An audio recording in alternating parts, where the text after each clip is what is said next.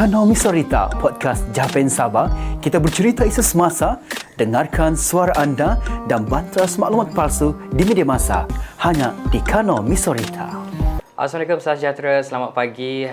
Salam Malaysia, dan seperti biasa Jabatan Penerangan Sabah hadir hari ini untuk episod bersama dengan penonton luar sana bersama dengan masyarakat Sabah untuk sama-sama mendiskusikan, berbincang mengenai beberapa perkara mustahak yang perlu kita perjelaskan dengan terperinci mengenai keselamatan sosial dan mungkin juga ekonomi pendidikan di Sabah. Dan hari ini segmen Kanomi Sorita akan membincangkan secara mungkin lebih terperinci berkenaan dengan keselamatan berkaitan dengan kedaulatan negara, khasnya keselamatan masyarakat di Sabah. Ini berkenaan dengan Eskom dan juga Ezon. Melihat kepada frasa Eastern Sabah Security Command ataupun Ezon ini juga Eastern Sabah Safety Zone. Dua perkara ini adalah satu perkara yang sangat penting dan mustahak bagi menjamin keselamatan masyarakat di Sabah, khususnya selepas pelbagai agenda berlaku sebelum ini sekitar tahun 2013 bagaimana kedaulatan negara masa itu terancam, dan ini salah satu tindakan pantas daripada Kerajaan Persekutuan untuk memastikan keselamatan setiap masyarakat di Malaysia, bukan sahaja di Sabah, adalah terselamat dan tidak diancam dengan sebarang keraguan dan juga permainan polemik ketika itu. Baiklah, pagi ini saya sangat bersyukur dan juga berterima kasih kerana dapat bersama-sama dengan Komander Eskom, Datuk Victor Sanjos. Selamat pagi, Datuk. Apa khabar? Selamat pagi. Sehat? Bagus, sehat. Alhamdulillah. Jadi, Datuk Victor akan bersama-sama kita untuk membincangkan mengenai sedikit sebanyak mengenai Eskom dan juga Ezon. Tapi sebelum itu mungkin Datuk boleh perkenalkan dulu latar belakang sedikit kepada mereka yang menonton untuk Kanomi Sorita pada hari ini. Pertama sekali, Kanomi Sorita, terima kasih. Salam damai, selamat pagi. Salam perpaduan, salam Malaysia Madani. Syukur kepada Tuhan Yang Maha Esa kerana kita bersama dapat bersiaran dalam Kanomi Sorita. Dan saya asalnya kelahiran di Keningau, di Kampung Ranggum, Keningau, Sabah. Kemudian mendapat pendidikan awal di sekolah rendah di Apin-Apin, kemudian ke Bingkur, kemudian ke Gun Sanat, kemudian ke Universiti Kebangsaan Malaysia. Dan pada tahun 2015 saya telah menyertai dalam Polis Diraja Malaysia as a cadet penolong penguasa polis, dan seterusnya pada tahun 98 saya diberi tanggung jawab untuk menubuhkan bahagian siasatan jenayah cyber, the first one di Malaysia. Ini ekoran daripada negara kita mengarah ke multimedia super corridor. Jadi pada ketika itu tidak ada penguatkuasaan terhadap undang-undang cyber. Jadi polis diberi kuasa, diberi mandat, dan salah seorang pegawai yang diberi tanggung jawab ialah saya bersama dengan Datuk Seri Kamarudin Madin yang sekarang ini adalah pengarah KDNKA. Dan selepas beberapa ketika banyak bahagian-bahagian yang saya telah tubuhkan, umpamanya bahagian forensik, bahagian handphone forensik, PCIRC yaitu Police Cyber Investigation and Response Center. Kemudian kita menubuhkan unit technical di dalam Jabatan Siasatan Jenayah. Jadi basically perkhidmatan saya lebih banyak di Kuala Lumpur sebenarnya. Jadi pada tahun lalu saya telah ditukarkan ke Kelantan sebagai timbalan Ketua Polis Kelantan. Dan pada 7 hari bulan Jun juga tahun yang sama, saya telah dilantik sebagai Komander Eskom sehinggalah sekarang. Jadi berbalik kepada cerita Eskom ini ialah kali kedua saya berada di Eskom. Kali yang pertama ini pada tahun 2015 sehinggalah 2019. Itu kali yang pertama sebagai asisten ketua staf siasatan khas dan teknikal. Dan kini sebagai Komander Eskom lah. So serba sedikit itu yang saya boleh ceritakan, dan saya telah pun berkeluarga. Istri saya orang Iban daripada Sarawak, dan saya ada 3 cahaya mata lah. Okey, pengalaman yang saya cakap, saya rasa yang cukup luas lah, ibarat sirih pulang ke gagang. Kembali lagi ke Eskom sebelum ni kan bertugas. Itulah kita harap-harapkan sebenarnya. Masih lagi. Jadi nemu Cakap Iban. Nemu. Nah, Mimit lah. Mimit, Ya, ya. mimit. Nah, itulah selain daripada kebudayaan ini yang syoknya kalau orang berkahwin campur ini kan. Ya, bahasa-bahasa. Tapi Datuk, fokus kita hari ini adalah untuk membincangkan sedikit berkenaan dengan Eskom dan Eszon. Seperti yang semua orang tahu, Sabah ini kedaulatan dia hampir dengan negara Filipina yang sangat hampir di perairan kita. Kalau mengikut kepada data dan sebelum ini juga pengalaman sendiri, mungkin perjalanan menggunakan bot 30 sampai 1 jam sejak boleh sampai di pulau yang terhampir. Jadi ini antara perkara fokus yang negara lihat bagaimana supaya kita menjamin keselamatan. Kalau melihat di sempadan sendiri di Sarawak, contoh Sabah di Indonesia 1000 lebih kali jajaran sempadan. Kalau di Sabah bukan saja di darat tapi di laut berhampiran. Jadi melihat kepada perkembangan Eskom dan Eszon, Datuk sampai hari ini bagaimana kita boleh melihat perkembangan kedua-dua? Oke, sebelum itu saya akan jelaskan dulu sebab mungkin ramai pendengar kita ataupun rakyat kita sendiri sama ada di Sabah, di Sarawak ataupun di Semenanjung yang tidak mengetahui tentang kewujudan Eskom ini. Betul. Di kewujudan Eskom ini disebabkan oleh peristiwa pencerobohan asing yang berlaku pada 2013 yang kita kenali sebagai pencerobohan Tenduo ataupun insiden Tenduo, ya kan? Di mana sekumpulan orang mendarat di kawasan Felda Sahabat dan membuat satu claiming ataupun satu tuntutan bahwa itu adalah kawasan mereka. Jadi atas kejayaan pasukan keselamatan kita untuk menangani masalah ini, maka pada ketika itu kerajaan Malaysia memikirkan bahwa kawasan itu perlu diistiharkan. Jadi kemudian dia diistiharkan sebagai ESZON, Eastern Sabah Safety Zone, atau kawasan keselamatan pantai timur Sabah dalam bahasa Melayunya. Dan untuk menguruskan satu zone atau satu kawasan, maka kerajaan memikirkan dan menubuhkan satu organisasi yang dikenali sebagai Eastern Sabah Security Command ataupun Eskom. Jadi pada awal-awalnya Eskom ini dikendalikan oleh seorang ketua pengarah. Namun demikian, ianya perlu diubah, disusun atur, diperbaiki atas kehendak operasi dan penugasan.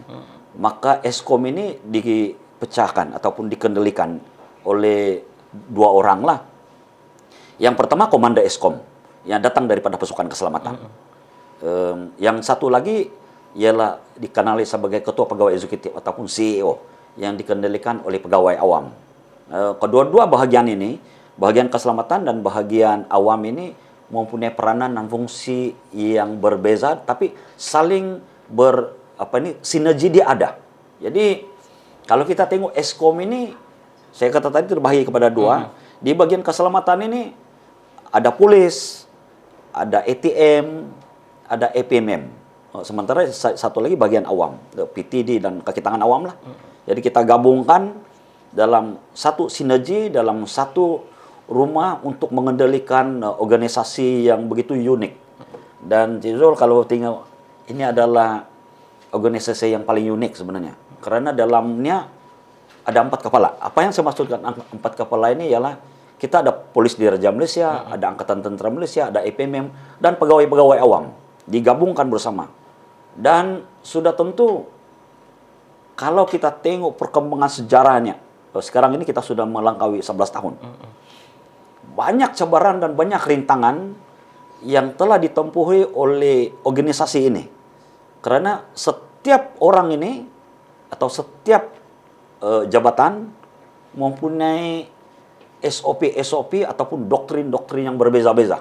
Contohnya doktrin polis lain, doktrin ATM lain, doktrin APMM lain, dan doktrin kaki tangan awam ini pun berbeza.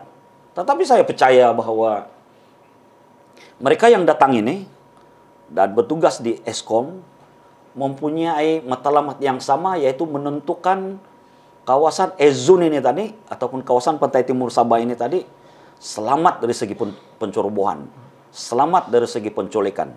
Jadi berbalik kepada keselamatan tadi, fokus utama kita ini sebenarnya ada 3 saja. Yang pertama, untuk memastikan tidak ada pencerobohan yang kedua lah. Kalau boleh tidak ada.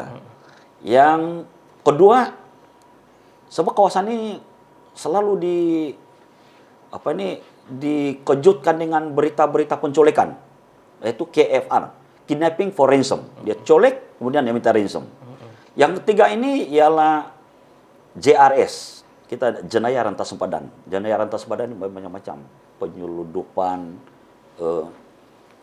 minyak, penyeludupan barang-barang bersubsidi kita dan dibawa ke sempadan negara, ke luar negara. Jadi kalau kita tengok Ezun ini ada 10 daerah. Kan? Daripada Kudat sehinggalah ke Tawau. Untuk menguruskan 10 daerah ini yang mempunyai sempadan air dengan negara jiran, yaitu Filipina. Sementara sedikit saja tanah kita bersempadan dengan Indonesia. Jadi bayangkanlah sempadan yang begitu panjang, terutamanya di perairan, bila-bila saja orang keluar masuk. Menurut kata tadi, kalau kita pergi ke tempat dia, 30 menit pun boleh sampai, pakai bot laju dan sebagainya. Kan? So, inilah sinergi yang wujud dalam komponen-komponen awam dan komponen-komponen keselamatan yang menzahirkan kedaulatan dan pencegahan keselamatan yang sedia ada, yang sekarang ini ada. Jadi dalam hal ini saya juga mengucapkan sebenarnya ribuan terima kasih kepada komando-komando yang terdahulu.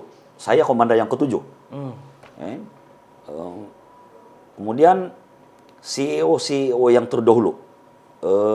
Karena mereka telah pun bertungkus lumus, berhampas pulas, berbanting tangan, menentukan dasar polisi dan perjalanan organisasi ini mencapai misi dan visi yang telah pun mereka tetapkan sehingga sekarang. Kalau ada orang bertanya saya apa kejayaan Eskom, saya simpel saja jawab. Kejayaan Eskom yang setakat 11 tahun ini ialah kita pastikan tidak ada pencerobohan yang kedua. Itu matlamat utama.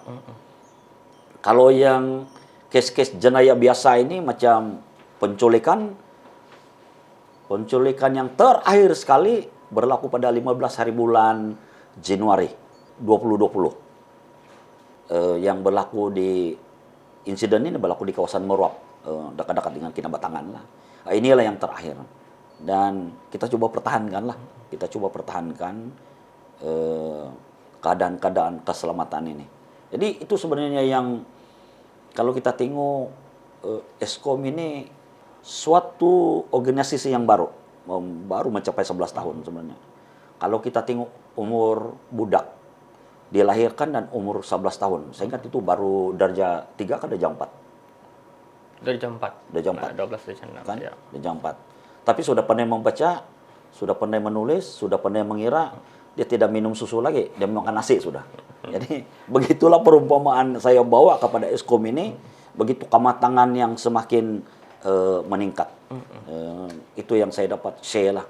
Dan juga Datuk, sebelum manukan, macam Eskom ni bila kita cakap dia ditubuhkan masa awal-awal tahun 2013 tidak silap. Ya. Kalau ikutkan sejarah tu, kalau macam saya waktu 2013, waktu itu saya ada di Semenanjung. Saya ingat lagi, saya di PLKN masa itu. Oh, pikir Ya. PLKN. Ya, saya di PLKN Hulu Langat Selangor. Umur 18 tuh kalau begitu. Iya, saya dihantar daripada Sarawak, pergi itu Semenanjung gara-gara mau ikut PLKN sih ya. Dan waktu itu ada ramailah orang Sabah, macam pelatih daripada Sabah. Dan waktu kejadian tu kami ingat lagi, dikumpul semua yang daripada Sabah, diorang kasih ke umum, siapa-siapa family kamu yang ada di kawasan bencana, yang kawasan itu tragedi itu, kamu boleh balik.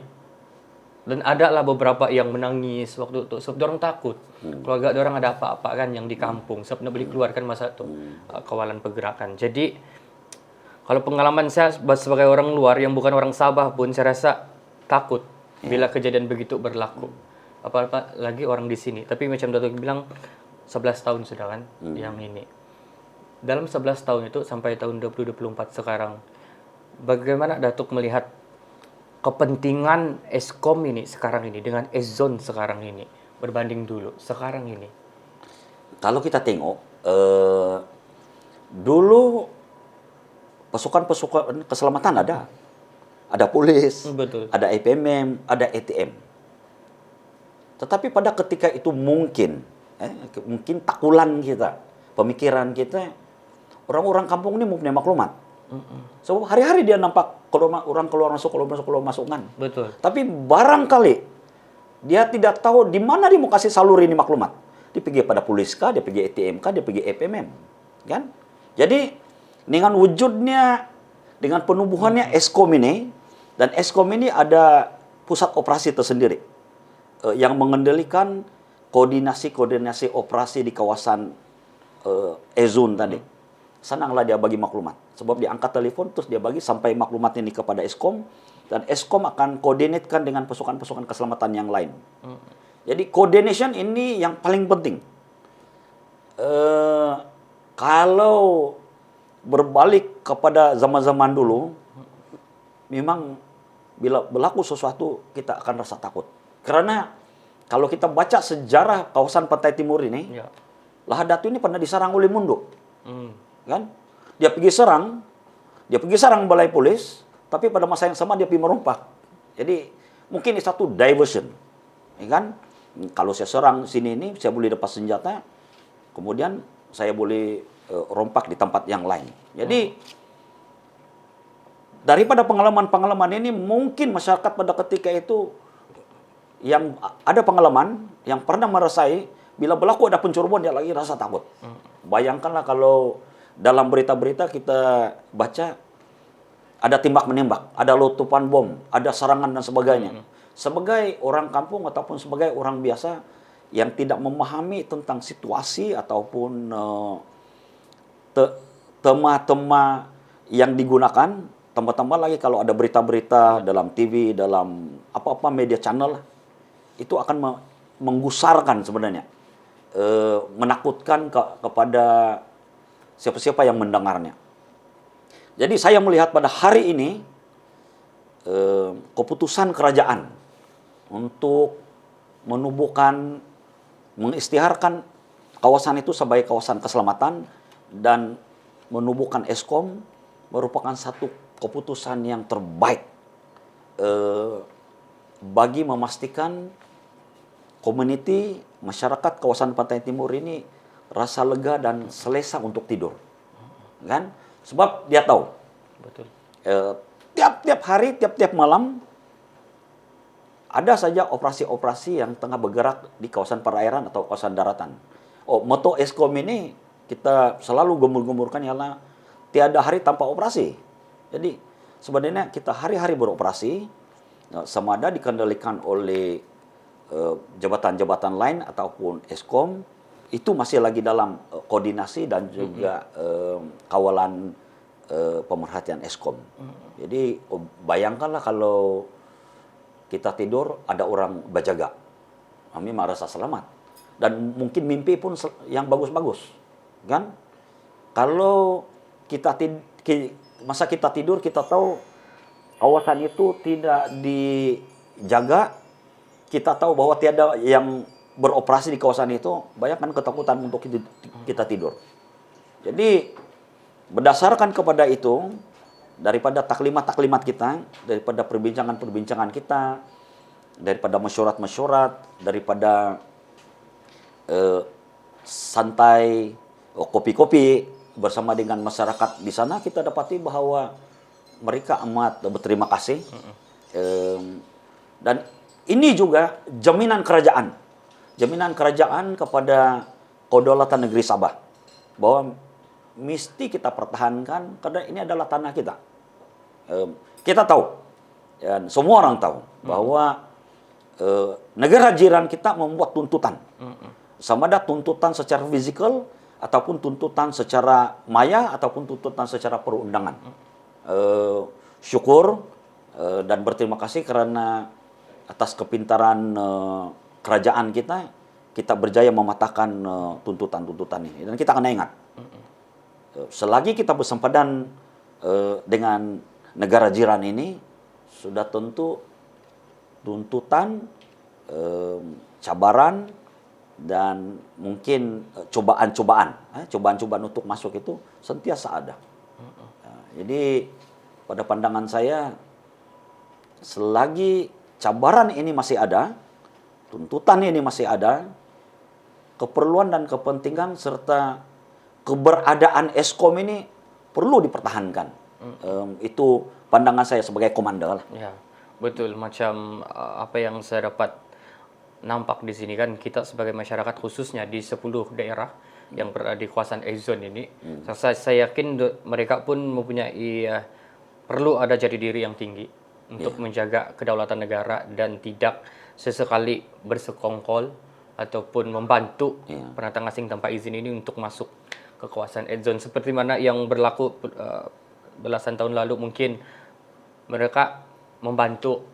Mungkin ada masyarakat kita, mungkin memang betul juga kalau baca di news dulu, memang ada masyarakat tempatan yang mungkin terlibat, yang membantu pendatang asing untuk masuk. Tapi inilah waktunya untuk kita sama-sama sadar supaya kedaulatan negara ini bukan benda yang main-main.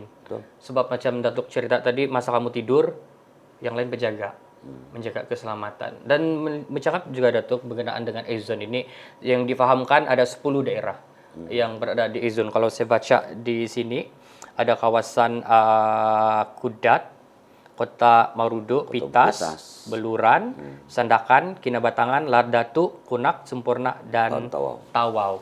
Tapi baru-baru ini saya dengar macam Tawau dikecualikan daripada kawasan di bawah perintah berkurung. Ada 6 kawasan. Jadi Datuk kalau boleh nampak di sini, daripada 6 kawasan ini kan jadi Tawau dikeluarkan. Jadi apa antara syarat-syarat dia yang membolehkan Tawau ini dikeluarkan daripada kawasan perintah berkurung, dan kawasan yang lain yang selain daripada 6 tuh macam mana pula? Oke, berbalik kepada itu, ini sebenarnya dulu kita perkenalkan curfew ataupun perintah berkurung. Perintah berkurung ini kita pakai kuasa-kuasa dalam Akta Polis, yaitu Section 31. Yaitu kuasa polis untuk mengisytiharkan mana-mana kawasan sebagai perintah berkurung. Tetapi kita boleh berjalan, kita boleh bergerak, mengerjakan aktiviti dengan syarat kita mendapat permit daripada ketua polis daerah. Jadi bagi melaksanakan kawalan dan perintah di kawasan perairan, maka kita pada tahun 2014 kita perkenalkan perintah berkurung ini lah, ataupun dalam bahasa Inggrisnya curfew. Kan? Bila sebut curfew ini, terminologi dia ialah kita kena berkurung di dalam rumah, kan? Seram juga perkataannya sebenarnya. Jadi pelaksanaan perintah berkurung ini pada awalnya berdasarkan kepada aktiviti-aktiviti di laut, yaitu Eskom bersama-sama dengan Ketua Polis Negeri Sabah ataupun Pesuruhjaya Polis Sabah sit down, kemudian bincang dan mikirkan di manakah kawasan-kawasan yang perlu kita kuasakan. Jadi salah satu syarat ataupun panduan kita untuk menentukan kawasan itu kawasan perintah berkurung atau tidak ialah di mana yang selalunya berlaku kidnapping for ransom. Kan? Jadi daripada catah kita boleh tentukan ini patut kita jaga, ini patut kita jaga, ini patut kita jaga. Itu sebabnya kita catatkan daripada Beluran, Sandakan, Kinabatangan, Lahadatu, Sempurna, Kunak, dan Tawau.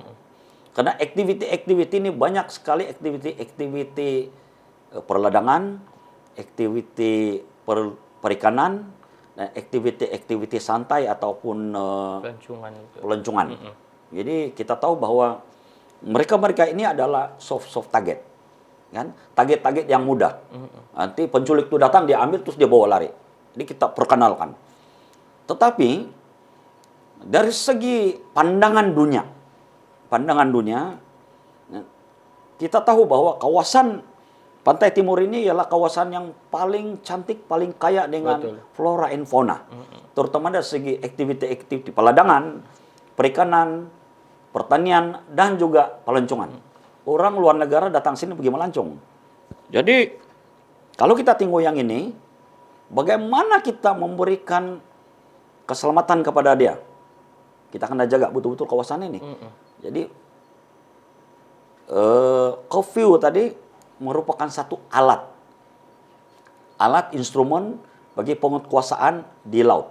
Sebab kalau kamu pergi laut, kamu pergi apa-apa aktiviti di kawasan laut yang kita telah pun gazetkan tadi, kita mesti dapatkan permit daripada polis. Jadi bila kau dapat permit, kau pergi ke laut, kita tahu si anu ada di sana, si anu ada di sana, kapal ada di sana kan. Jadi kita boleh monitor. Nah, kita boleh beri bantuan keselamatan. Bila ramai orang di sini, pasukan-pasukan keselamatan yang beroperasi kita akan arahkan untuk membuat kawalan. Kan senang kalau begitu. Tetapi dari segi pandangan dunia, bila itu kawasan curfew, dia akan tafsirkan ataupun definisikan bahaya. Jadi kalau bahaya, buat apa mau datang sana? Betul. Itu sebabnya banyak negara yang mengeluarkan travel advisory ini. Kau boleh pergi ke Sabah, tapi sampai di KK saja. Kau tidak boleh pergi ke kawasan pantai timur. Nah, begitu. Ya kan? Bila dia keluar begini, contohnya orang Jepun, saya bagi orang Jepun. Orang Jepun mau datang sini, dia juga mau pergi ke kawasan pantai timur. Tapi oleh karena advisory nasihat perjalanan dia hanya tertumpu di kawasan ini saja, tidak boleh pergi ke sana. Maka insuran yang dia beli ini tidak akan bayar yang tanggung yang di sini. Kalau berlaku sesuatu, kau tanggung sendirilah. Jadi bila keadaan begini, apa perlu kita buat? Kita perlu terangkan balik kepada mereka, kita perlu cari satu formula, cari satu bentuk yang tidak menggambarkan bahaya, tetapi instrumen itu masih berjalan. Itu sebabnya pada tahun lalu kita ubah benda ini daripada curfew atau perintah berkurung kepada suatu nama baru, yaitu PKP, Perintah Kawalan Pergerakan. Macam itu COVID dulu kan. Nah, tetapi bila kita ubah PKP, ramai pula masyarakat beranggapan perintah itu termasuk di kawasan darat. Yang curfew tadi hanya di laut. Kan? Nah, sekarang bila kita ubah PKP diangkat di darat. Jadi saya akan terangkan bahwa PKP di kawasan laut sahaja. Jadi dalam masa kita menentukan kawasan-kawasan tadi untuk digazetkan, maka kita keluarkan tawau. Karena bila kita tengok insiden-insiden yang lama, insiden-insiden yang baru dan akan datang fokus kita dapati bahwa kawasan tawau ini keselamatannya semakin mengukuh, terutamanya dalam hal-hal penculikan. Sebab jauh betul daripada kawasan sempadan Filipina pergi ke tawau. Lagipun aktiviti-aktiviti pasukan keselamatan banyak, kan? Jadi kita keluarkannya. Mungkin nanti apabila kawasan-kawasan yang lain pun mengukuh karena aktiviti kita, karena formula-formula yang baru. Saya pun tengah mencari formula bagaimana kita mendapatkan satu kaidah-kaidah yang lain supaya kawasan ini dapat dikeluarkan daripada PKP tadi. Jadi saya ulang balik, mungkin ramai yang tidak paham. PKP di E-Zone ini hanya melibatkan di laut, yaitu daripada 3 batu nautika daripada pantai sampailah ke sempadan. Bermakna 3 batu ke pantai ini, aktiviti manusia atau komuniti di sana boleh berlaku tanpa permit. Jadi bila-bila diorang boleh keluar pergi memancing dan sebagainya lah. Tidak perlu mohon permit macam di daerah lain. Tidak perlu. Sekarang ada yang di bawah PKP ada berapa daerah? 6. Ada 6. Ada 6 daerah kecuali Tawau. Kecuali Tawau. Jadi macam mungkin ada pendengar kita yang masih tidak paham. Mungkin orang luar kali. Macam mana permit ni diorang masih mohon? Yang nelayan pergi laut? Oke, permit nih kalau nelayan itu pergi lebih daripada 3 batu nautika daripada pantai itu, daripada pantai, maka dia perlukan permit. Permit itu pergi ke balai polis, ambil borang, isi, nanti OCPD di sana ataupun ketua polis daerah, dia boleh sign, keluarkan permit ini. So, bolehlah guna permit ini untuk membuat aktiviti. Tapi, kalau diorang ini pergi memancing atau menternak ataupun apa-apa aktiviti di laut, kurang daripada 3 batu, 1 batu kah, 2 batu kah, atau 29 batu kah, kan? Tidak perlu. Tidak perlu. Nah, 24 jam dia tidur sana pun boleh. Biasanya bila kita pergi memancing ini daripada petang sampai ke pagi kan, 12 jam pun boleh tanpa permit. Tapi adakah yang macam terjumpa orang tidak mohon pun tapi jauh juga jalan tak? Ramai. Jadi apa implikasi dia kepada orang ini? Pertama sekali kita kena kuasakan undang-undang. Bentuk penguatkuasaan ini kita bagi amaran dia pertama dulu. Ya kan? Karena kadang-kadang saya bagi pandangan bahwa kita jangan terlalu keras terhadap masyarakat kita. Nah, kita kena jaga mereka. Ya, kita bagi nasihat bahwa kau sudah terkeluar daripada zon zon bukan PKP. Sekarang kau berada di kawasan PKP. Ini kawasan-kawasan. Pastikan Anda mempunyai permit. Nanti mungkin kedua kali dia mau turun dia akan apply permit lah. Dia akan apply permit. Tapi kalau dia berulang-ulang dan kita keluarkan samaan dia, kita cas dia lah. Itu penjara kurang daripada tidak lebih daripada 6 bulan sebenarnya itu. Tapi itu yang saya tadi kan, macam setiap peraturan perundangan yang kita buat sekarang ini, terutama di kawasan E-Zone, itu semua demi menjamin keselamatan masyarakat di sana. Jadi kepada masyarakat di luar sana, apapun yang dilaksanakan oleh pihak berkuasa itu semestinya untuk kamu juga, untuk keselamatan kamu, dan pastikan ikut peraturan dan patuhi. Sebab apa? Kita seperti apa fokus kita untuk memastikan yang paling penting kedaulatan negara dan juga keselamatan masyarakat. Supaya yang paling utama tidak berlaku lagi pencerobohan, penculikan ataupun penyeludupan barang-barang yang bersubsidi khususnya lah. Tapi juga, kita bercakap juga Datuk mengenai dengan E-Zone ini. Baru-baru ini dia mau dijenamakan semula. Menjadi kawasan sejahtera. Ini sangat menarik sebenarnya sebab kita mau, macam Datuk cakap tadi, kita mau orang di dunia ini, masyarakat dunia melihat bahwa Sabah ini selamat, boleh dikunjungi oleh sesiapa sahaja dengan jaminan bahwa keselamatan itu sedang dan telah kita laksanakan, terutama di kawasan E-Zone lah. Karena ini penting, dengan penjenamaan semula ini, kalau melihat kepada konsep yang cukup luas, dia akan meningkatkan satu sektor ekonomi masyarakat dan negara kita, khususnya di Sabah. Dan ini memastikan ini menjamin kepada perkembangan sosioekonomi yang lebih baik, lebih bagus untuk tempoh 5, 10 dan selama-lamanya lah untuk generasi akan datang. Jadi Datuk sendiri kalau boleh kongsikan, bagaimana penjenamaan E-Zone ini boleh berlaku dan apa implikasi dia dengan adanya nama baru ini, kawasan sejahtera? Kalau kita tengok kita punya Eskom punya ini bersama-sama menjana kesejahteraan. Kesejahteraan dari segi apa? Hidup, ekonomi, pemikiran, amalan agama, sosial dan sebagainya. Mesti sejahtera. Jadi saya sudah sebut tadi kita sudah 11 tahun. Betul. Dan sudah tentu kalau kita tengok logo warna Eskom itu sendiri di kawasan Pantai Timur Sabah, father kita, penentu-penentu terdahulu, komando-komando terdahulu telah menetapkan warna itu warna merun. Tapi biasalah nampak merun, tapi di mata manusia lihat merah. Jadi nampak macam bahaya, kan? Apa-apa pun kadang-kadang kita letak warna merah di kawasan-kawasan yang menunjukkan kawasan bahaya dan sebagainya akan dilihat bahaya. Jadi berdasarkan kepada pandangan-pandangan terkini. Nah, saya melihat sendiri bahwa ada kajian-kajian yang memungkinkan supaya penjenamaan balik pada logo kita, terutamanya warna. Ada pandangan-pandangan daripada ahli politik, ada pandangan-pandangan daripada ahli-ahli perniagaan, ada pandangan-pandangan daripada ahli-ahli pengkaji kepada universiti dan sebagainya. Jadi saya memikirkan bahwa sudah sampai masanya untuk warna di sebelah pantai timur ini saya cadangkan jadi putih, yaitu kesejahteraan, kawasan kesejahteraan. Sementara di kawasan pantai barat, kalau kita tengok logo itu kan, kawasan pantai barat daripada putih, mungkin saya akan warnakan dia sebagai warna biru muda, yaitu warna bendera negeri Sabah. Jadi ada warna biru muda itu, kan? Yang lain-lain itu kita kekal.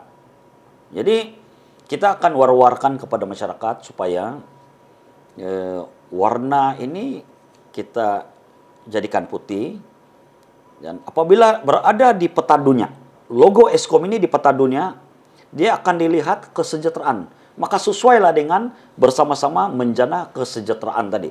Itu yang pertama. Saya kalau kita boleh bina image yang baru, kita harapkan rancangan-rancangan yang dibuat oleh kerajaan negeri Sabah untuk membangunkan sosioekonomi kawasan ini dengan menarik para pelancong dan menarik para pelabur. Sebab saya percaya begini, hari ini dia pergi melancong, Betul. dia tengok, oh cantik, lawa, banyak peluang-peluang ekonomi, kan? Besok dia datang balik, hari yang seterusnya dia akan bawa modal untuk dia melabur, untuk dia letakkan modalnya dan melaksanakan pembangunan ekonomi. Jadi ini satu peluang. Kenapa kita tidak ambil peluang ini? Betul. Jadi sebagai anak Sabah, bukan saja kita menjaga kawasan ini selamat, tetapi sama-sama kita bina kehidupan kesejahteraan di kawasan pantai timur ini supaya banyak ekonomi akan berlaku, peluang-peluang pekerjaan akan diberikan kepada anak-anak Sabah. Sama ada di pantai timur ataupun di pantai barat ataupun di mana-mana, kan? Yang ketiga, limpahan-limpahan ekonomi ini juga dipanggil spillover nih kan, juga akan berlaku kepada mana-mana kawasan. Kalau kawasan di pantai timur ini maju, otomatiknya di kawasan pendalaman dan juga kawasan pantai barat juga akan meningkat maju karena limpahan ekonomi. So, berdasarkan kepada kaidah-kaidah inilah kita harapkan kesejahteraan yang dibina melalui image baru dengan brand baru. Apa dia brand baru? Eskom dilihat sebagai brand keselamatan. Memang ada polis, ada ATM, ada EPMM. Tetapi di mata dunia, dia akan dilihat sebagai Eskom. Jadi Eskom ini sebagai brand keselamatan. Kalau saya tengok mana-mana saya cadangkan kepada company-company ataupun serikat-serikat yang besar di kawasan Pantai Timur. Apabila mereka keluar negara, membuat promosi-promosi, dia akan tanya dulu. Dia kata, how about Eskom? Apa jaminan Eskom terhadap keselamatan peleburan saya?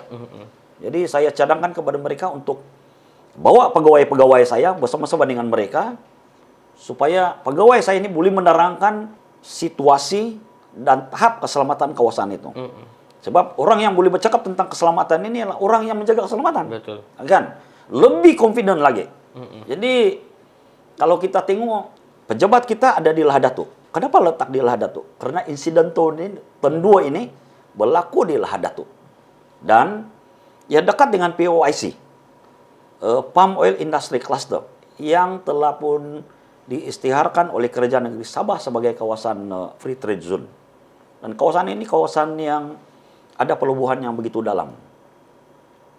Dan hubungan perdagangan di antara kawasan ini dengan selatan Filipina, dengan kawasan Indonesia, memberi satu ruang dan peluang yang begitu besar untuk dibangunkan ekonomi. Tambah-tambah lagi, pusat pentadbiran Jakarta ini berpindah ke Nusantara. Betul. Dan ini merupakan leluhun perdagangan dahulu, yaitu leluhun Makassar.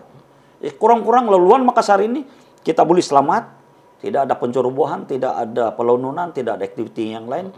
Maka mereka yang melalui ini pun mungkin memberi satu keuntungan dari segi perjalanan yang selamat tanpa membuang kos yang begitu besar.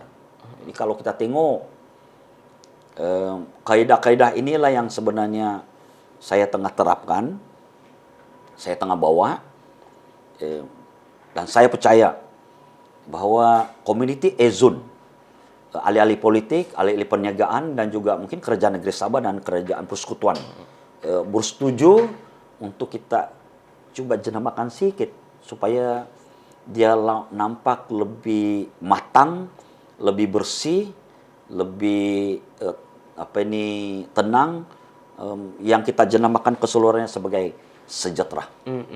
Itulah apa yang kita nak buat sebenarnya. Ya, yang paling penting image Eskom itu sendiri, kalau sampai keluar saja daripada negara Malaysia ini orang nampak, oh Eskom memang betul menjamin. Saya suka dengan ayat sejahtera dan juga tenang. Sebab macam apa yang Datuk coba sampaikan di sini, saya yakin kita mau orang luar sana, terutama pelabur, pelancong asing yang datang di sini, diorang datang bukan saja datang untuk melancong, tetapi membawa sesuatu balik dan balik ke Sabah. Ya. Untuk mungkin As a return. yes, as a return. Kalau dalam bisnes pun kita panggil ROI, return of investment. Within 5 to 10 years, mereka mungkin akan melabur dalam ekonomi pembangunan, pembinaan ataupun ekoturism. Ya. Macam contoh kan di kawasan kampung saya, kalau saya rasa di Sabah juga sama. Macam saya di Sarawak, saya tinggal di Muara Tebas, which is area Laut Cina Selatan, di Muara, dan ada PMM sana. Jadi since 10 to 5 years ago, banyak sudah orang kampung yang buat homestay. Sebab diorang dapat feedback daripada pelancong China yang datang. Sebab diorang nampak, okay, kawasan ini selamat. Dan kalau pergi ke Pulau Lakek yang terdekat, pun selamat sebab ada PMM sana. Jadi, saya nampak sudah spill off effect dari sini. Orang kampung akan dapat manfaat dia, investment dan juga ekonomi. Dan saya rasa apa yang dilaksanakan oleh Eskom dan juga Ezon yang menukar nama dia di kawasan sejahtera, ini pasti akan memberi satu impact ataupun yang sangat positif kepada masyarakat, khususnya kepada negara. Tetapi juga Datuk, dalam 11 tahun selepas penubuhan Eskom ini dan juga Ezon, daripada mengendalikan kes penculikan, memastikan tiada pencerobohan yang berlaku, terutama juga termasuk penyeludupan barang-barang subsidi. Selepas daripada 11 tahun ini, 5 ke 10 tahun akan datang, bagaimana Datuk melihat wawasan Eskom dan Ezon ini ke depannya? Untuk perencanaan masa hadapan, untuk kita pastikan, saya katakan untuk kita maintain supaya tidak ada pencerobohan yang kedua. Kemudian kita pastikan supaya tidak ada kidnapping for ransom ini. Berbalik kepada Janaya Rantau Sempadan, di mana-mana negara dunia, inilah masalah utama sebenarnya. Karena bila ada peluang ekonomi, masyarakat kawasan Sempadan ini, saya kata masyarakat Sempadan ini, akan mengambil ruang, akan mengambil peluang, dan akan melibatkan diri dalam aktiviti ini, karena dia pendapatan. Kita beli barang murah sini, kita jual di sebelah sana dengan harga yang mahal, kan? Tanpa kita membayar tax dan sebagainya. Itu satu ruang, satu peluang, satu keuntungan. Yang ini saya akan tekankan bahwa kita akan continue, kita akan teruskan operasi-operasi kita, dan kalau mereka kedapatan dan mereka bersalah, kita akan cadangkan untuk pendakwaan lah. Berbalik kepada yang tadi yang saya bilang pelancong ini. Kalau tengok data Eskom yang kita kolek daripada resort-resort ini kan, ya kita mau resort-resort ini hantar data kepada kita. Betul. Terutamanya data-data pelancong tempatan dan pelancong asing. Tahun 2022, pelancong daripada Jepun kosong. Wih, Memang kosong. sepanjang tahun. Sepanjang tahun 2022. Tetapi pada tahun lalu, saya balik-balik beritahu kepada pejabat kedutaan mereka. Saya minta supaya pejabat kedutaan mereka datang ke Eskom. Datang pergi bertemu dengan saya, dan saya sendiri akan bagi taklimat, atau pegawai saya akan bagi taklimat, kan? Tentang situasi update keselamatan. Dan saya bagi tahu mereka, kamu adalah saksi mata tentang keadaan keselamatan di kawasan ini. You are the eyewitness tentang security status di kawasan ini. Kau bawa maklumat ini, balik ke tempat kau dan bagi tahu punya kerajaan. So, beberapa negara kita buat begitu. Misalnya, Second Secretary, British High Commission, dia datang. Kalau saya silap, nama dia Bob Raper. Saya beritahu dia, saya bilang, Bob, kita punya saksi mata. You are the eyewitness. The update and situation here. Yang begitu nyaman, yang begitu tenang. Dan kalau ada keraguan, beritahu saya. Because I'm the commander. Saya bertanggung jawab, saya tahu apa yang berlaku di sini. Macam juga rumah kita. Ibu bapak lah yang bertanggung jawab dan mengetahui tentang ada makanan atau tidak makanan di dapur. Kan? Situasi keselamatan dan sebagainya. Demikian juga tentang Eskom. Komandan Eskom dan juga komandan-komandan yang lain ini bertanggung jawab. So, tidak sampai 1 bulan dia keluarkan satu update list.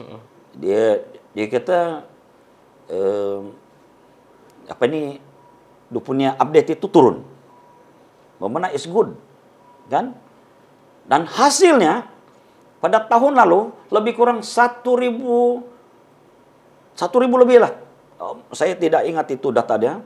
Orang-orang Jepun datang bertandang ke kawasan pantai timur. Jadi itu satu petunjuk, satu data yang bukan dibuat-buat, tapi data yang betul. Karena yang memberikan data-data ini ialah resort ini yang kita kolek. Saya bagi tahu di orang, kau orang karena bekerja sama dengan saya. Asal kau mengendalikan perniagaan pelancongan. Kalau kau tidak beri kerjasama pada saya, bagaimana saya membawa kepercayaan kepada luar negara untuk datang melancong ke kawasan sini? Ini tangan bersalaman, hand in hand, gitu. Oh, kan? Saya kena begitu, kau kena jaga saya begini. Kau kena bagi saya data supaya saya boleh updatekan kau. Sebab kadang-kadang bila orang booking ke kawasan itu, di resort itu, dia akan tanya, how is the security level there? Ya, sudah tentu resort akan bagi feedback, kan? Jadi kerjasama ini penting. So, saya sebenarnya masih mengalu-alukan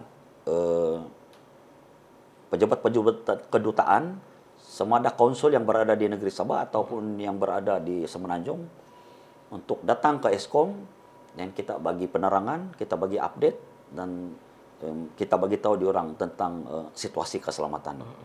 Kita akan jamin rakyat mereka yang datang ke kawasan pantai timur ini supaya selamat.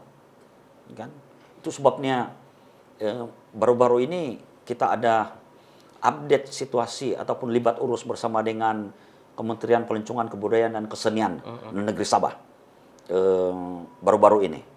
Dan saya terangkan kepada mereka bahwa industri pelancongan, industri perhotelan, industri perkapalan, industri pengangkutan, kita kena hand in hand. Sebab kalau pelancong tidak datang, diorang pun tidak dapat apa-apa sebenarnya. Diorang kena paham yang ini. Jadi sebagai komandan di sana, saya terangkan mereka bahwa ada approach yang saya akan gunakan. Jadi di sini ini saya ingin mengambil kepesanan untuk memperkenalkan. Yaitu saya selalu mengatakan daripada dulu sampai sekarang, pelancong ini merupakan harta negeri Sabah. It's our asset. Kalau aset negeri Sabah, maka aset ini kita kena jaga supaya dia tidak rusak, dia tidak hilang. Kalau pelancong ini rusak maksud dia dicolek kah, ataupun mati, ataupun kemalangan, kan? Aset itu rusak lah. Dia tidak akan datang lagi di sini. Betul. Kan? Maka adalah menjadi tanggung jawab kita, Eskom, bagi pihak kerajaan negeri Sabah dan persekutuan untuk jaga aset ini supaya bagus, selamat. Maka saya perkenalkan satu apps. Aplikasi handphone ini kita panggil Friend of Sabah. Mungkin saudara dan saudari yang berada di luar sana yang mendengar daripada saya bersiaran pada pagi ini, bolehlah download dan cek dalam Google Apps, yaitu Friend of Sabah. Friend of Sabah. Okay. Tujuan dia ini ialah supaya bila para pelancong ini datang, dia download, maka bila mana dia menghadapi masalah keselamatan, dia diugutkah atau apa-apalah, atau dicolek, atau palis-palis lah kalau dicolek kan, kemalangankah, dia boleh tekan SOS. Tekan SOS, maklumat ini terus sampai ke pusat operasi di Eskom, dan pusat operasi Eskom, pegawai yang bertugas di sana akan tengok, kita akan identify mana-mana aset kita yang terdekat untuk datang memberi bantuan kepada dia. Sebab ya, macam Tuan jaga apa? Orang sekarang yang paling rapat dia ialah bukan manusia. Orang yang paling rapat bagi seorang individu ialah handphone. Di mana-mana pun handphone. Tengah tidur pun handphone di sebelah. Kan? Jadi saya boleh katakan bahwa dengan handphone ini, dengan Friend of Sabah ini, kita boleh terjemahkan Eskom itu sentiasa ada bersama-sama dengan individu berkenaan. Terutamanya saya galakkan pada para pelancong tempatan dan para pelancong luar negara. Supaya dia akan merasa di mana-mana dia berada di kawasan E-Zone itu keberadaan Eskom ini sentiasa bersama-sama dengan dia. Sebab kalau dia ada masalah, dia tekan saja. Jadi ini satu bentuk jaminan, bentuk sokongan moral, sokongan keselamatan kepada para mereka yang telah pun download ini. Zul boleh download, kan boleh tengok. Nah, pada masa yang sama juga ada mungkin maklumat-maklumat yang kita akan update di dalam Friend of Sabah ini nanti. Sekarang ini dalam beta version kita akan perbaiki from time to time, tetapi tidak menyusahkan kepada orang. Kita tidak mau dia menyusahkan orang, kan? Pendaftaran dia 1 kali saja. Kemudian kalau tidak mau lagi, kau boleh uninstall ataupun kasih delete dia lah. Tapi saya percaya once you install, sebab ini Friend of Sabah bersama dengan Eskom, kita jadi kawan Eskom lah. Betul. Kan? Walaupun kita tidak datang lagi untuk mengunjungi kawasan Pantai Timur, mungkin dia mengunjungi kawasan tempat-tempat lain, tapi saya galakan supaya kekal dalam hati mereka bahwa Eskom sentiasa bersama-sama mereka walaupun mereka sudah pulang atau balik ke negara mereka. Itu antara kaedah-kaedah yang saya guna. Saya satu lagi saya mau kongsi ialah kawasan E-Zone lautnya luas. Jadi barangkali tidak mungkin saya dapat menghantar aset-aset ini dari ke semua kawasan. Itu sebabnya kalau kita tengok pendedahan yang planning yang saya tengah buat, ya, kita cadangkan untuk mendapatkan UAV. UAV ini untuk rondaan jarak jauh kawasan sempadan. Kemudian drone ini untuk spesifik target. Kalau kita buat operasi di sana, kita akan guna drone. Kita tidak akan guna UAV. Pasal UAV ini kawasan yang luas. Tujuannya simpel saja. Kita mau bagi tahu mereka yang ingin melakukan jenayah, terutamanya jenayah di lautan ini, daripada seberang sana, apabila kita lalu drone itu, kita dapat melihat mereka. Dan mungkin dalam pemeriksaan mereka, lama Eskom sudah tengok kita lah. Bagus kita jangan masuk ke kawasan Pantai Timur. Itu harapan kita. Ya? Itulah perancangan yang disebutkan tadi, yang saya tengah terapkan. Dan of course, salah satu lagi, kita ada tanah, sempadan tanah di Pulau Sebatik dengan Indonesia lebih kurang 24,27 batu. Ya, kita coba terapkan penggunaan teknologi AI bersama dengan teknologi UAV dan teknologi drone tadi dalam satu sistem untuk kawalan persempadanan di Pulau Sebatik menggunakan fiber optik. Ramai yang mungkin benda ini begitu asing kan. Macam mana fiber optik ini boleh mengawal lintas sempadan di antara Sabah dan juga Indonesia. Sebenarnya dia menggunakan detektor atau sensors. Bila kita limpas dia akan sensors dan hantar maklumat ini ke center, dan sistem menggunakan AI ini akan mentafsirkan dan memberikan maklumat kepada pihak pengurusan macam saya untuk saya membuat keputusan di mana kita mau serbu, di mana kita mau letakkan pasukan keselamatan kita untuk mau ambush dan sebagainya. Itu udah punya konsep lah. Yang ini kita tengah coba minta, dan kita harap kerajaan bersetuju dengan cadangan-cadangan kita. Maksudnya Tuan, kejap saya mau tanya, yang sensor ini tadi maksudnya pergerakan orang keluar masuk. Ya. Dia akan detect di bagian laluan mana? Maksudnya laluan tikus. Ya. Jadi sepanjang-panjang sempadan itu kita letak.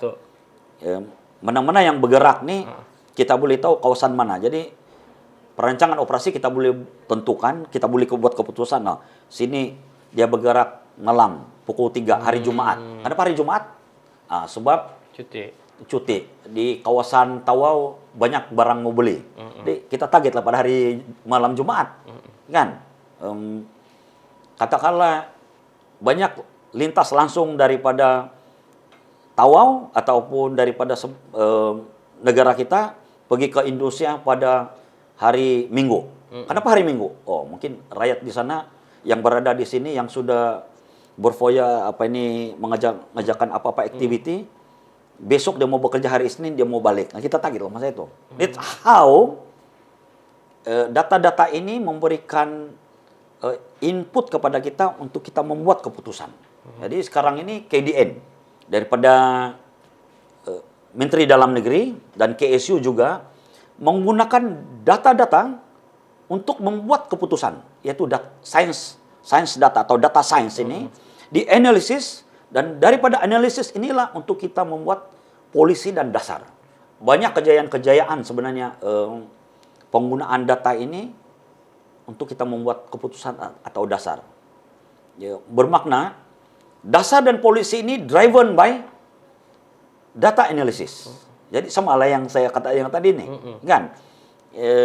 Memang Kementerian Dalam Negeri pada tahun ini dan akan datang membawa satu perubahan paradigma yang baru, yaitu menggunakan data, sains, dan AI sebagai tools untuk membantu kita membuat keputusan. Kita jangan serahkan bulat-bulat kepada sistem. Ya, kita karena juga melihat ya pertimbangan-pertimbangan mana yang kita mau buat, mana yang kita tak mau buat begitu.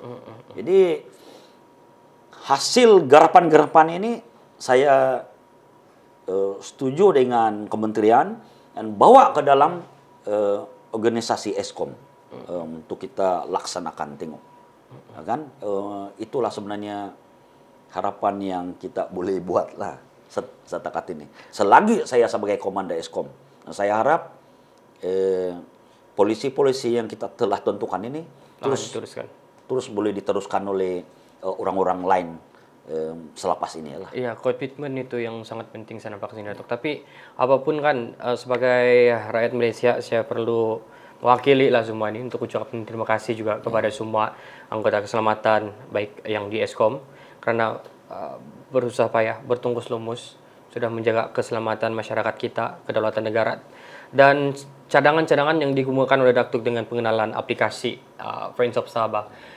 Ini first time juga saya dengar yang Friends of Sabah ini. Belum saya download, masih lagi loading di telepon saya. Tapi iya, sebab saya kalau ikut pengalaman saya baru 4 to 5 months di Sabah, dan saya akan download ini, mungkin satu hari saya akan pergi sempurna lah kan jalan-jalan di sana tuh, dan ialah menggunakan aplikasi ini kalau diperlukan, tapi palis-palis lah enggak itu menggunakannya. Tapi this is the things that we need to encourage more our jabatan kan untuk memperkenalkan aplikasi sebegini. Macam di Eskom ada sudah macam Datuk perkenalkan Friends of Sabah, dan juga menggunakan digitalisasi apa tadi yang sistem fiber optik tadi.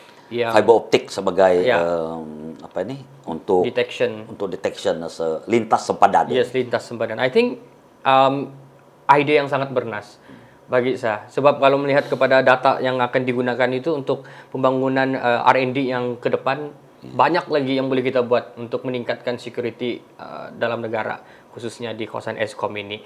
Dan sepanjang perbualan kita tadi, kita bercakap mengenai kawasan sejahtera, bagaimana 10 kawasan di S-Zone ini, kita perlu pastikan dia pemutihan. Kalau cakap putih itu supaya lebih selamat, lebih tenang untuk orang di luar sana, terutama kita image kan, Datuk. Saya rasa image identity itu yang penting. Daripada orang takut, sekarang ini orang suka mau pergi Sabah, orang rasa selamat, dan ini yang akan menarik lebih ramai orang datang ke Sabah. Tapi juga saat Datuk berkenaan dengan isu semasa sekarang ini, mungkin ini khusus sedikit berkenaan dengan apa yang baru-baru saya berlaku. Mungkin saya boleh Datuk kongsikan, sebab ini apabila berlaku tragedi di Kunak tu hari, 8 days ago, anggota kita cedera oleh kerana kesan tembakan oleh daripada pencerobohan ini. This is senario yang kita jangkakan yang akan berlaku, tetapi unexpectedly dia macam kita cakap tadi, 11 tahun sudah Ezon ini kan, Eskom ini. Ini bukan perkara yang setiap hari berlaku. Yeah. This is so sudden event. Tapi persediaan kita nampak di sini bagaimana anggota kita mencoba untuk mempertahankan kedaulatan negara dan sanggup kalau kita cakap menggadai nyawa lah untuk ini. Tapi setakat ini Datuk kalau boleh kongsikan bagaimana dapatan kita daripada selepas ini. Tragedi ini. Kejadian ini berlaku pada hari Minggu yang lalu. Ketika mana saya berada di di Lahadatu.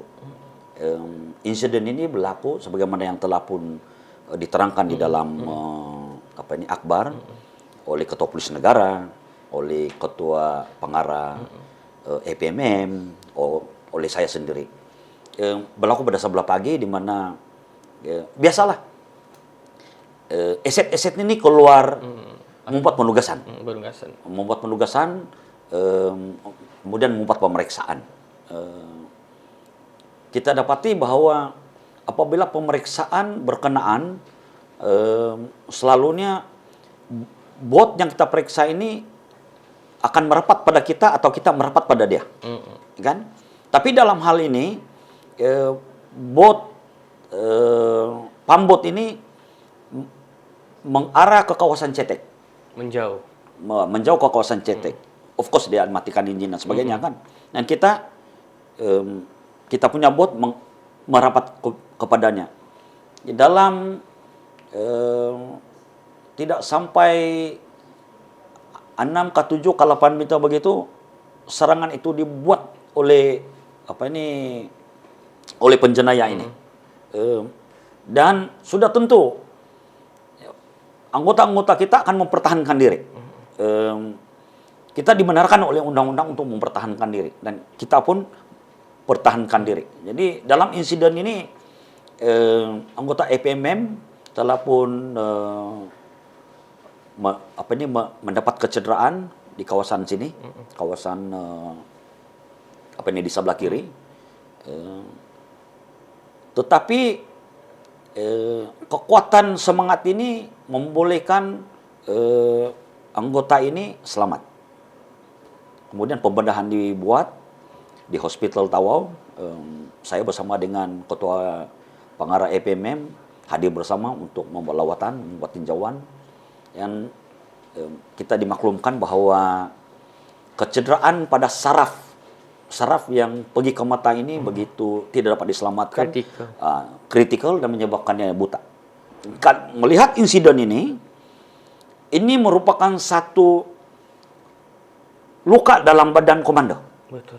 Saya terjemahkannya, apapun yang berlaku, kejadian yang berada di kawasan Ezon, di kawasan koordinasi Eskom, mana-mana anggota, sama ada anggota polis, anggota APMM, anggota tentara, atau pegawai-pegawai awam daripada jabatan immigration, jabatan dalam konteks pengoperasian, ya, apabila mereka mendapat kecederaan ataupun apa-apa yang boleh disifatkan sebagai kecederaan, itu merupakan satu luka di badan komando sebenarnya, kalau kita tafsirkan.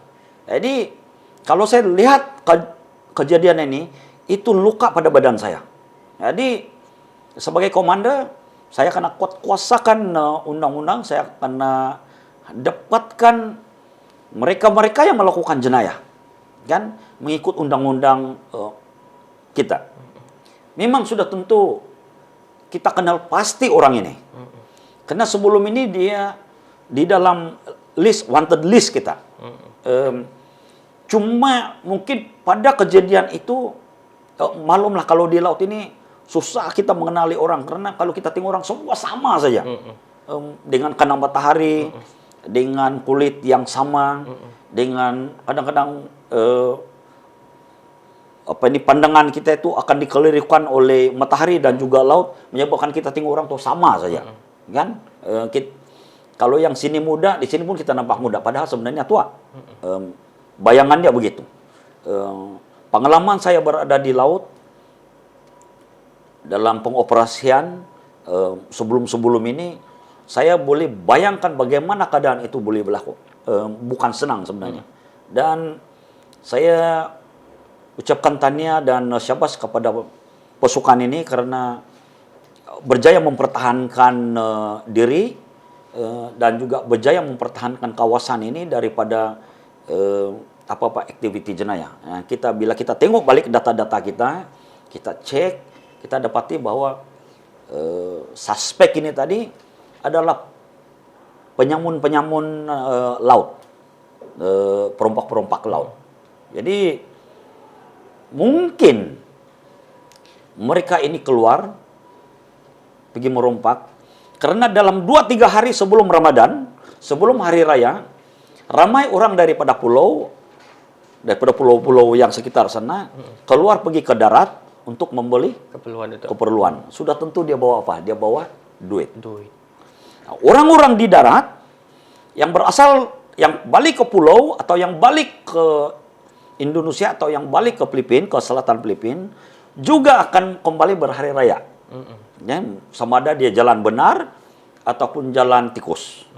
Karena saya awal-awal cakap tadi, sempadan begitu luas, sempadan begitu terbuka. Dan kawalan kita, kadang-kadang kita ada di sini, dia lalu di sini. Kita ada di sini, dia lalu di sini. Jadi, itu mungkin ada dalam pandangan, dalam pemikiran mereka, dia orang ramai keluar masuk bawa duit ini. Itu sebabnya dia keluar pagi-pagi. Dan kebetulan operasi-operasi yang kita tengah jalankan, yang terkoordinasi ini, dapat bertemu dan berbalas tembak. So, saya telah pun keluarkan arahan-arahan kepada semua pasukan keselamatan yang berada di zone maritime zone ini supaya sentiasa berwaspada, terutamanya kepada pambot-pambot yang ada 2 injin.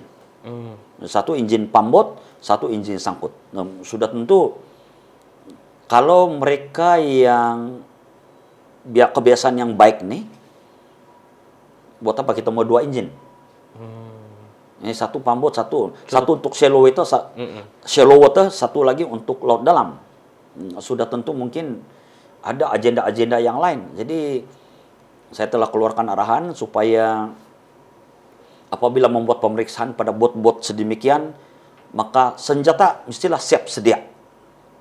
Maksud dia 2 atau 3 orang anggota atau pegawai hendaklah sentiasa memerhati dan bersedia untuk mengambil apa-apa langkah-langkah tindakan yang perlu kita buat.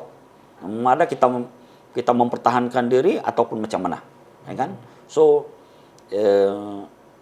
operasi-operasi pemeriksaan juga kita akan tingkatkan dengan insiden ini, dan ini merupakan insiden-insiden yang biasa juga berlaku di darat, yang pergi menyamun, pergi meragut, kan? Pergi merompak. Ini merupakan insiden-insiden biasa, dan saya memberi jaminan bahwa keselamatan rakyat, community di kawasan Ezon ini dan juga para pelancong masih dalam keadaan yang intact ataupun dalam keadaan padu, terkawal. Ya kan? Ini ialah insiden-insiden yang dicetuskan oleh mereka-mereka yang membuat jenayah ini, ya kan? Salah satu jenayah maritime lah, yaitu rompakan di laut. Jadi saya mengharapkan supaya kerjasama daripada masyarakat yang kawasan Ezon bersama-sama dengan kita untuk menjaga keselamatan ini supaya terjamin. Kalau mereka tidak ada, kita pun kadang-kadang susah melaksanakan. Kita juga memerlukan maklumat-maklumat daripada mereka. Syukur dan terima kasih karena sejak Eskom ini ditumbuhkan sampai sekarang banyak sebenarnya maklumat yang kita terima daripada community Ezon. Karena satu, kepercayaan. Kedua tuh jaminan maklumat itu tidak bocor atau tidak kita rahasiakan. Jadi kerahasiaan sesuatu maklumat atau si pemberi maklumat ini amat penting dan kita letakkan di tahap yang tertinggi sekali karena kalau kita bocorkan maklumat ini dia pun mati. Betul. Kan orang balas dendam dan sebagainya. So kita tidak mau perkara itu berlaku. kan? Itulah yang berlaku baru-baru ini. Semua pun orang tahu, tapi bagi masa kita, pasukan keselamatan untuk mencari dan menangkap serta melaksanakan apa-apa tindakan perlu terhadap mereka-mereka yang bertanggung jawab dan mereka-mereka yang coba melakukan jenayah di kawasan E-Zone ini lah. Betul. Dan dalam sama kita doakan yang anggota yang cedera itu. Ya, mudah-mudahan. Mudah-mudahan ya segera sembuh. Ya. Dan bersemangat lagi untuk bekerja mungkin selepas ini. Keadaan dia saya diberi taklimat oleh dokter, keadaan stabil. Mungkin hari ini dia akan discharge. Nah, jadi saya doakan supaya beliau anggota ini sentiasa tabah, selamat, dan demikian juga anggota-anggota yang bertugas ini supaya sentiasa berwaspada, ya kan? Mungkin boleh saya ucapkan selamat hari raya? Boleh. Ya, boleh kan? Masih lagi. Kepada para pendengar yang berada di sana, bagi pihak Eskom dan juga bagi pihak Datuk Dr. Jamaluddin Muhammad Ali serta seluruh warga Eskom mengucapkan selamat hari raya, maaf zahir batin kepada semua pendengar. Moga-moga tuan-tuan dan puan-puan diberkati oleh Tuhan Yang Maha Esa dan sentiasa aman damai. Jadi saya mau tambah sedikit. Ya, boleh. Berkaitan dengan cadangan-cadangan yang kita akan laksanakan lah. Salah satunya ialah mungkin pada akan datang ini kita coba perbanyakkan aktiviti-aktiviti di bahagian awam, yaitu community libat urus, supaya kita merefleksikan atau kita merujuk kembali semangat-semangat yang mungkin dulu ada semakin dilupakan, terutamanya dalam usaha-usaha kita, sesi berbincang, perjumpaan dan sebagainya. Yang itu akan dilaksanakan di bawah tindakan awam. Sebab kalau kita tidak buat, saya risau kalau mereka terlupa bahwa Eskom itu ada. Jadi kita kena turun ke bawah begitu. I'm here, I'm still here, kan? Always and mungkin forever. Itu yang kita akan perbanyakkan lah. Mungkin perlu ada juga banner Eskom di kampung-kampung, kan? Iya. Buat satu tanda kah tugu kah? Boleh juga. Tetapi yang sebenarnya untuk merapatkan Eskom dengan individu ini, ya saya ingat daripada apps lah, yaitu Friend of Sabah. Friends of Sabah. Sebab bila kita tengok ni kan, kita nampak Friend of Sabah, Eskom, kan? Betul dia tekan. Mungkin ada berita-berita mungkin yang kita akan masukkan kemudian nanti lah. Untuk info untuk info dan sebagainya. Mungkin daripada itu mungkin kita akan panjangkan sedikit servis-servis yang ada dan sebagainya. Biasalah dalam apps ini kita boleh kurangkan, kita boleh tambah berdasarkan kepada kesesuaian. Ini dilancarkan tahun lalu? Belum lagi, belum dilancarkan lagi. Tapi boleh download sudah. Boleh download, boleh guna dulu, kan? Sejurus saya mendapat kebenaran atau perkenankah ataupun apa-apalah oleh jawatan kuasa E-Zone. Pasal Eskom ini dan juga E-Zone ini ada satu jawatan kuasa. Jawatan kuasa E-Zone ini dipengurusikan bersama oleh Menteri Dalam Negeri dan Ketua Menteri Sabah. Kemudian ahli-ahlinya sebagaimana yang diterangkan ialah Setiausaha Kerajaan Negeri Sabah, Peguam Besar Negeri Sabah, kalau yang di sini ialah CP Sabah, Panglima Division 5, ATM. Kemudian kalau daripada KDN, Ketua Setiausaha Kementerian, yaitu KSU. Kemudian saya sendiri. Kemudian satu lagi yaitu bagian penyelidikan dan hal ehwal negeri Sabah. Saya bersama dengan CEO sebagai ahli dalam jawatan kuasa ini. Saya perlu ambil dan maklum kepada mereka dulu. Tapi saya percaya bahwa sesuatu benda yang kita rancang bagus, memberi manfaat yang bagus, memberi kebaikan yang bagus kepada bukan saja rakyat, tapi negeri Sabah dan juga kerajaan persekutuan. Saya percaya mungkin dapat dipertimbangkan. Ini usaha yang tahun bagus. ini kah, bulan ini paling cepat mungkin lah.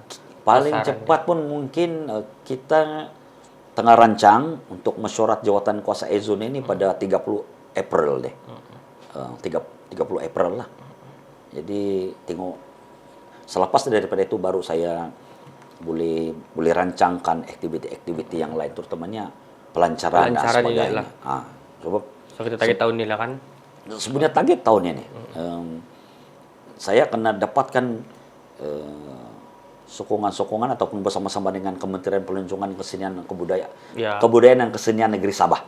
Yaitu yang berhormat Menteri sendiri saya telah pun bentangkan kepada mereka secara ringkas semasa di sempurna itu hari, semasa perayaan Lepa-Lepa. Dan baru-baru ini juga saya ada bentangkan, dan yang berhormat memikirkan bahwa satu inisiatif, satu kaidah yang bagus, yang kukuh untuk kita memberikan jaminan keselamatan itu.